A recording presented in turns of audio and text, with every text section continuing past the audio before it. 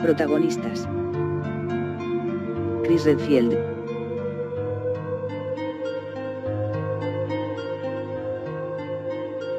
Gil Valentine,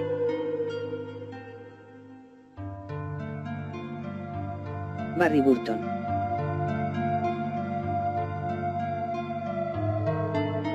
Rebecca Chambers, Albert Wesker,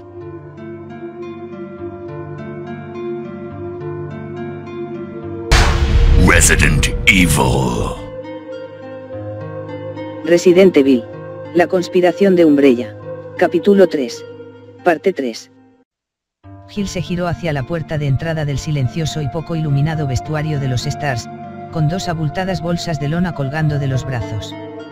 Las dejó un momento en el suelo para recogerse el pelo y meterlo en una boina negra que se puso. La verdad es que hacía demasiado calor para ponérsela, pero era su gorro de la suerte. Echó un vistazo a su reloj antes de levantar las bolsas, satisfecha de haber empacado todo en menos de 3 minutos. Había recorrido los armarios de todos los miembros del equipo Alfa recogiendo los cinturones de servicio, los guantes sin dedos, los chalecos de Kevlar y las pequeñas mochilas de combate. Advirtió que los armarios reflejaban la personalidad de su propietario. El de Barry estaba cubierto con fotografías de su familia, además de otra procedente de una revista de armas en la que se veía una de las escasas Luger que todavía existían, puesta sobre un tapete de terciopelo rojo. Chris tenía fotografías de sus compañeros de las fuerzas aéreas, y las estanterías de su armario eran el típico caos juvenil, camisetas arrugadas, papeles sueltos e incluso un yoyo de los que brillan en la oscuridad, pero con la cuerda rota. Brad Vickers tenía un montón de libros de autoayuda para superar los problemas de carácter, y Joseph, un calendario de los hermanos Marx. Solo el armario de Wesker carecía de cualquier clase de detalle personal. En cierto modo, aquello no la sorprendió en absoluto. El capitán le parecía demasiado tenso con respecto a su comportamiento como para darle mucho valor sentimental a cualquier objeto. Su propio armario era una mezcolanza de novelas baratas de segunda mano de crímenes verdaderos, junto con un cepillo de dientes, hilo dental y pastillas refrescantes del aliento de menta, además de 3 gorros. En la puerta del armario tenía puesto un pequeño espejo y una vieja fotografía arrugada en la que aparecían ella y su padre. La habían hecho cuando era pequeña, un día que había ido con su padre a la playa en pleno verano. Mientras recogía su equipo decidió que reorganizaría su armario en cuanto tuviera un poco de tiempo libre. Cualquiera que echara un vistazo a su interior pensaría que era alguna clase de fanática del cuidado de los dientes. Gil se agachó ligeramente para cerrar la puerta con llave mientras sostenía las 2 bolsas sobre una rodilla. Había logrado cerrarla cuando oyó un carraspeo deliberado detrás de ella. Sorprendida, Gil dejó caer las bolsas y se dio media vuelta buscando con la mirada a la persona que había carraspeado, mientras su mente revisaba instintivamente la situación. La puerta de entrada al vestuario estaba cerrada con llave cuando ella llegó. La pequeña habitación tenía 3 hileras de armarios y estaba a oscuras y en silencio hasta que ella entró. Había otra puerta al otro lado de la estancia, pero nadie había entrado desde que ella estaba allí. Lo que significa que ya había alguien dentro cuando yo llegué, oculto justo en la sombra tras la última hilera de bancos. Un poli echándose una siestecita. Era poco probable. El comedor del departamento disponía de un par de camastros en su parte trasera, y eran mucho más cómodos que la estrecha superficie de un banco de metal sobre el frío cemento. Quizás es alguien que está pasando un buen rato con una de esas revistas, pensó con un gruñido su mente. Bueno, ¿y qué importa? Tienes poco tiempo. Mueve el trasero. Muy bien. Gil recogió las bolsas y se dio la vuelta para marcharse. La señorita Valentine, ¿verdad?, dijo una voz en tono bajo.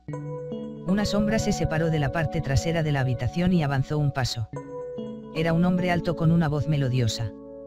Tenía unos 40 y pocos años, su pelo era oscuro y su complexión delgada.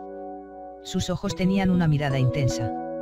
Iba vestido con una gabardina, a pesar del calor, de buena calidad. Gil se preparó para actuar con rapidez si era necesario. No había reconocido al extraño. Sí, así es, asintió precavida. El hombre avanzó hacia ella, y una sonrisa iluminó su rostro. Tengo algo para usted, dijo con voz suave y tranquilizadora. Gil entrecerró los ojos y adoptó inmediatamente una postura defensiva, apoyando el peso de su cuerpo en la punta de los pies. Quieto, capullo. No sé quién puñetas te crees que eres o lo que te crees que yo quiero, pero estamos en una comisaría de policía. Dejó lentamente de hablar mientras el extraño meneaba la cabeza y sonreía aún más, al mismo tiempo que sus ojos oscuros chispeaban divertidos. Se equivoca con respecto a mis intenciones, señorita Valentine. Por favor, disculpe mis modales. Me llamo Trent y soy un amigo de los Stars. Hill se fijó atentamente en la postura del individuo y se relajó un poco. Lo miró fijamente a los ojos por si detectaba el menor indicio de movimiento. No es que se sintiera amenazada por él, no exactamente. Pero ¿cómo sabía mi nombre?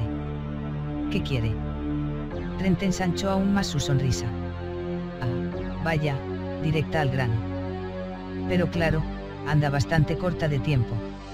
Metió la mano lentamente en su gabardina y sacó lo que parecía ser un teléfono móvil. Aunque la verdad es que lo importante no es lo que yo quiero, sino lo que yo creo que debería tener.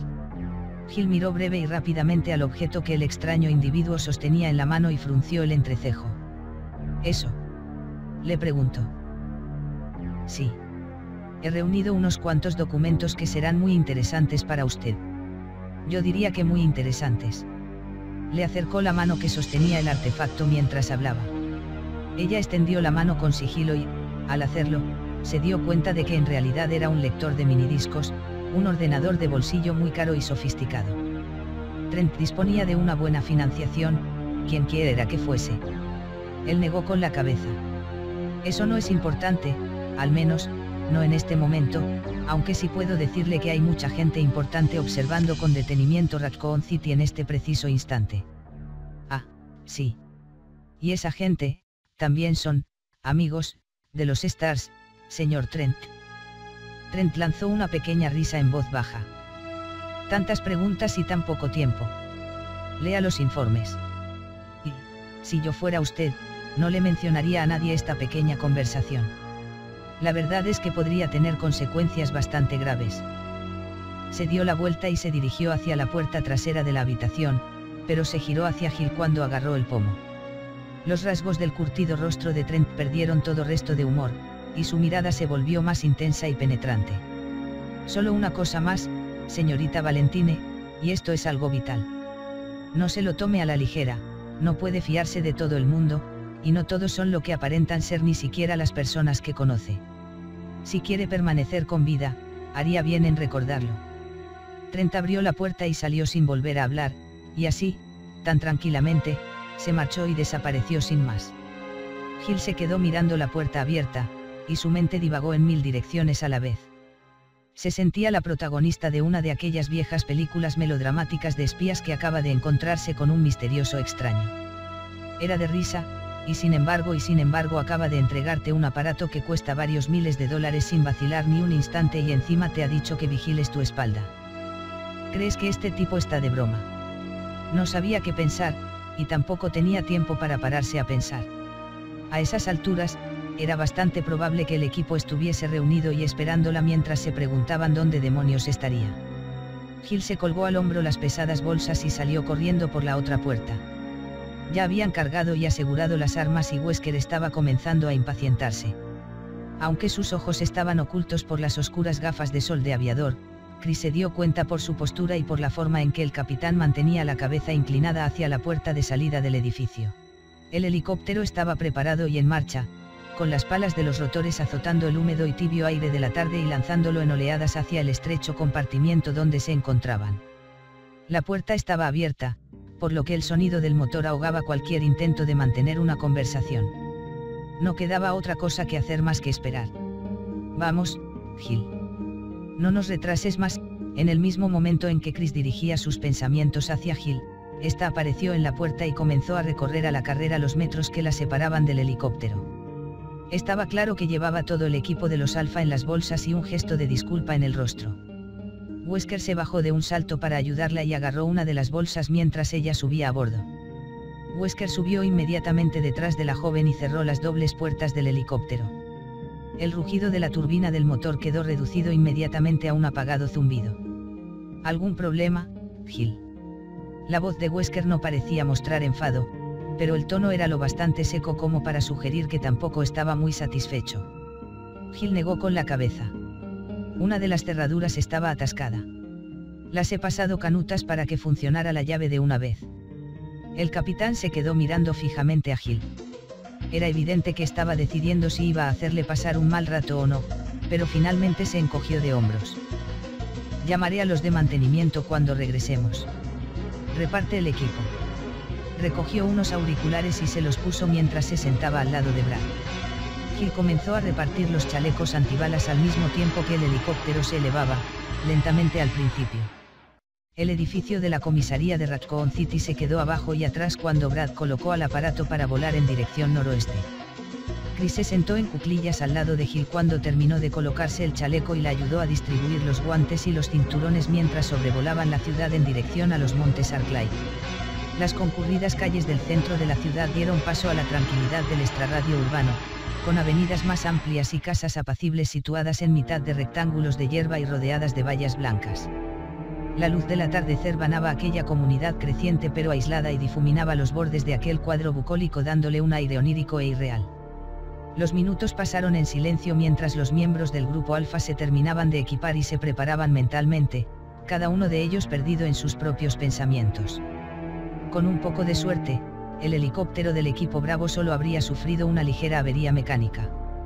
Con seguridad Forrest habría posado el aparato en uno de los numerosos claros que salpicaban el bosque, y probablemente estaría de grasa hasta los codos mientras maldecía en voz alta e intentaba arreglar el motor y esperaba que aparecieran los del equipo Alfa. Marini no comenzaría la búsqueda si el aparato no estaba en funcionamiento. La alternativa a aquello. Chris frunció el entrecejo en un gesto de disgusto. No quería considerar ninguna de las otras alternativas. Ya había visto con anterioridad las consecuencias de un helicóptero estrellado a toda velocidad cuando todavía era miembro de la Fuerza Aérea. Un error del piloto había provocado la caída a plomo de un Belway que transportaba a 11 hombres y mujeres en una misión de entrenamiento.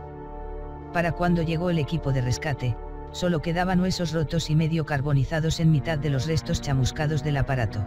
El pegajoso y dulzón hedor de la carne quemada se entremezclaban con la peste del combustible ardiendo. Incluso la superficie del suelo había ardido, y esa imagen lo había perseguido en sueños durante los meses siguientes, el suelo en llamas, el fuego químico que devoraba la mismísima tierra bajo sus pies. Se produjo un pequeño salto al cambiar de altura cuando Brad ajustó el grado de inclinación del rotor, y aquello lo hizo regresar de sus desagradables recuerdos. Los abruptos límites exteriores del bosque de Raccoon pasaron velozmente bajo ellos, y los indicadores de color naranja de las barricadas de la policía destacaban frente al apagado color verde de los árboles. El atardecer llegaba a su fin, y el bosque empezaba a llenarse de sombras. Tiempo estimado de llegada 3 minutos, anunció Brad. Chris miró alrededor, a sus compañeros, y advirtió sus expresiones ceñudas y silenciosas. Joseph se había atado un pañuelo alrededor de la cabeza y estaba concentrado en volverse a atar las botas. Barry pasaba un trapo por encima de su arma preferida, un revólver Colt Python, mientras miraba fijamente por la ventana del helicóptero. Se giró para mirar a Gil y se sorprendió al ver que era ella la que lo estaba mirando fijamente y con expresión pensativa. Estaba sentada en el mismo banco que él, y le sonrió por un instante, casi de forma nerviosa cuando vio que él la había pillado observándolo. Se desabrochó repentinamente el arnés de seguridad y se sentó a su lado. Él pudo oler el ligero aroma de su piel, y el limpio olor a jabón.